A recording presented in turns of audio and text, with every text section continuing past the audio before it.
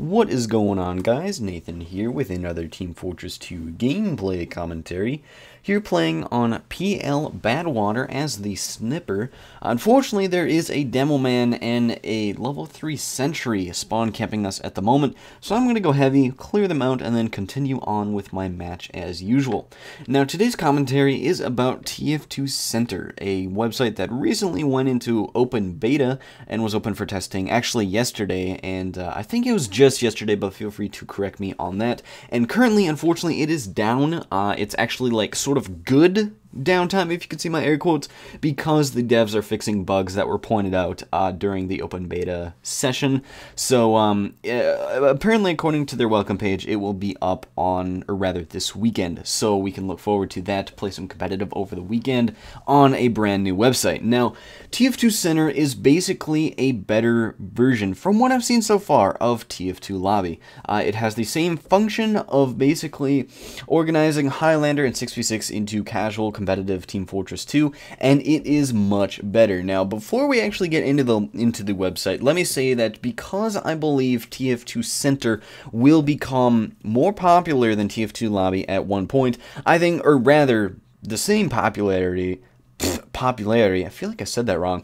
I feel the need to specify a different type of lobby on TF2Center, which, you know, I propose right now, from here on out, TF2Center lobbies will be called clobbies because it's a C lobbies, and the C is for center, whereas regular TF2 lobbies will be called just regular lobbies. And I feel the need to differentiate that because if you want to tell your friends, alright, we're doing the lobby, they'll be like, wait, on TF2Lobby or on TF2Center? So instead, if you say, hey, we're doing a clobby or doing a lobby, then they'll know which website you're talking about, and I think make things more efficient. So if you want to critique that name in the comments section, feel free to do so, although you must have constructive criticism and suggest a name of your own for these lobbies. You can't just blindly hate, because that's just stupid, and if you do that, you're just a stupid person. Now, let's talk about the actual TF2Center website, and the first thing I'd like to go over is the UI, because that is the first thing that you will see upon entering this website. The UI of TF2Center is a lot more colorful and more like entertaining to the eye, at least for me personally, because TF2Lobby kind of has this grayish slate thing, like seems like a chalkboard almost, like the deal they've got going on over there, whereas TF2Center has a little bit more variety of colors. I think the bottom is still gray, and I'll have some footage on the video screen as I'm talking here, but like there's actually some color, and the buttons seem to have some depth rather than, you know, guessing what is a button on TF2Lobby. And it's not like it's that difficult, but it just looks better, you know, just more pleasing to the eye. Now, the actual homepage, let's talk about functionality here, because that's what really matters. I do like how on the homepage you can see all of the lobbies, you know, the country, map, etc., kind of the same as TF2Lobby, except that I do like how TF2Center organizes what classes have yet to be filled or what's been filled, versus TF2Lobby displays the classes that can still be played kind of just in this random line where there's not really an order. You just kind of have, oh, you have a scout and a sniper left and like a medic, whereas TF2Center kind of has slots. Okay, it always lists the class icons in order, with this class icon maybe is grayed out, whereas, you know, we still might need a medic, which is still highlighted. So it's hard to explain, but you guys will see eventually when TF2Center does come back up, the UI just seems more organized on TF2Center than TF2Lobby, which is a little bit more random. Now, moving on to actually being in a lobby, joining a lobby, I like how you can immediately tell what classes have been filled and what's, you know, needs to be filled. Or, yeah, did I say that right? Anyway, and it's once more about organization. Like in TF2Center, you have the scout, soldier, pyro, etc. listed in order on each side, on each team, so you can actually see, okay, I'm going to be the blue scout. Who am I facing? Oh, it's this guy, because I can look, he's right across from my name. Whereas TF2Lobby is a little bit more unorganized in the sense that, okay, you have a list of people who basically joined and chose their class. You know, you might have like a scout, spy, then demo, then heavy, or something like that. Whereas TF2Center always has the classes listed in order, and you can see who's playing what immediately just by going down the list there. So I am a big fan of that, huge fan of organization, a little bit of OCD in there maybe from my personality, but hey, who knows. Also, I do like how you can tell TF2Center lists the hours that you have in TF2 along with your match, your total amount of matches and your match reliability, which is what TF2Lobby has. But the hours are actually really important to me. Those are probably the most important stat of the three that I just listed there, because while you may have 100 matches under your belt, you might only have 500 hours, which I wouldn't have known on TF2Lobby, and I might be more inclined, seeing that, to pick somebody with maybe 3,000 hours, but only 50 lobbies. Like, I don't, to me, hours just represents more experience you have in the game, even though it might indicate that you're not, like, you know, more experience doesn't necessarily mean more skill, but overall, if you're competitive and you have a lot of hours, it probably means you're good. So, anyway.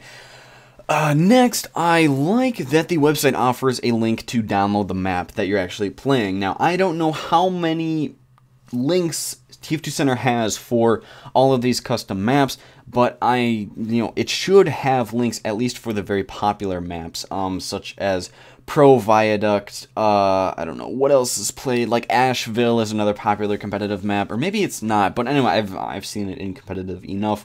Other custom maps like that are actually popular, like Barn Blitz Pro, Viaduct Pro, I think I already listed that. Anyway, but yeah, like, if there's even more links available for, like, let's say someone wants to play Trainsaw Laser for a lobby, you know, like, that's freaking cool too, so if there could still be download links for that, that'd be amazing too. And by the way, this is all just in case the server doesn't have fast DL, which most should, but like fast DL is actually the ability for a server to give like a copy of its map to you, like you actually download the map from the server. So that is that.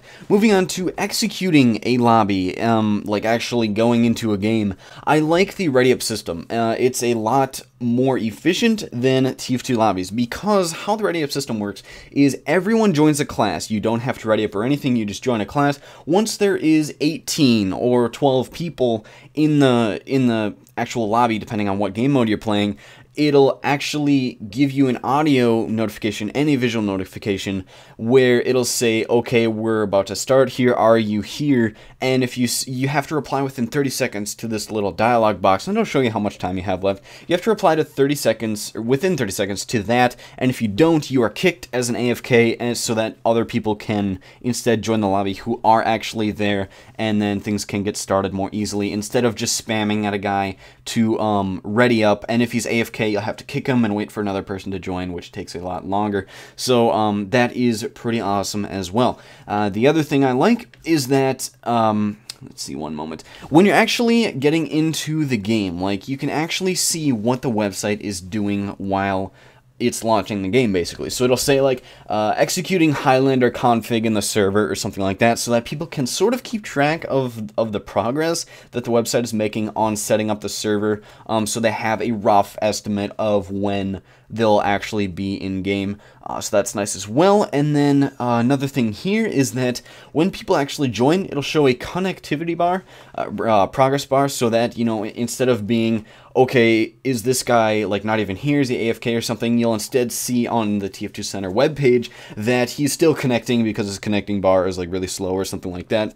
And finally, the biggest thing that I really like about TF2Center is that they have full Mumble support, and may not be full as I speak right now, because once again it is still in open beta, but the website actually launches Mumble for you and connects you to their Mumble server, where you actually have different channels for your team to actually play. And like, Mumble is almost infinitely better than the default TF2 chat system, which is what most people had to use on TF2Lobby. Mumble is, the reliability of it is way better, and the audio is way better as well, and you can configure it to better suit your needs. And like, it actually has an efficient system in which it creates sub-channels for your lobby, first of all, and then different teams, and it deletes like old servers as they get old, obviously. So that is pretty awesome as well. It looked to be pretty reliable as I was playing, like it wasn't having too many glitches, so that's actually kind of a positive, depending on your outlook, I suppose. So anyway, that is pretty much all of the things that I like about TF2Center, and there's a lot. Like, seriously, I mean, I've been talking for like 10 minutes about how awesome TF2Center is. Now let's move on to the improvements that I like to see. And they're kind of just little things. The first thing I'd like to see is to make the lobby description bigger, or have more contrast or something, so that it's easier for people to see. And for those of you who don't know, when you actually create a lobby in TF2Center, you can put in your custom lobby description, which is the equivalent of sort of a title of TF2Lobby, except it's not displayed on the homepage. Whenever people join it, then they can see the description. But I'd like to have that be easier to see, because it's kind of on a gray on a white background type of thing right now, and I'd like people to see that, because if you have a custom message, which I'm trusting people won't abuse it, like say just like swear words or whatever, so instead, like, if you have an actual message that you like to tell people who are joining your lobby, like, okay, maybe this match we're gonna have a separate rule, like no mini sentries or something, then you can like say that. And I don't know why you wouldn't have mini sentries. Maybe people just find them really annoying. I personally do, but that's beside the point. So people can actually see that and be like, okay, this lobby is gonna be a bit different than the default one, and you know that ahead of time. The second thing I'd like to see implemented is, is to have the option to allow or like allocate slots for spectators. And this is getting into kind of dangerous territory, because that opens up the possibility of ghosting, but I personally would like to have like the ability for some of my friends to spectate my team playing, just for the heck of it, like if they want to shoutcast it or something. I don't know why they would, but like, I mean, I'm a YouTuber. I could like be like, okay, I want to spectate this match and shoutcast it. Maybe we'll see some big plays here or something like that. But there'd have to be some system to prevent ghosting, which there really isn't.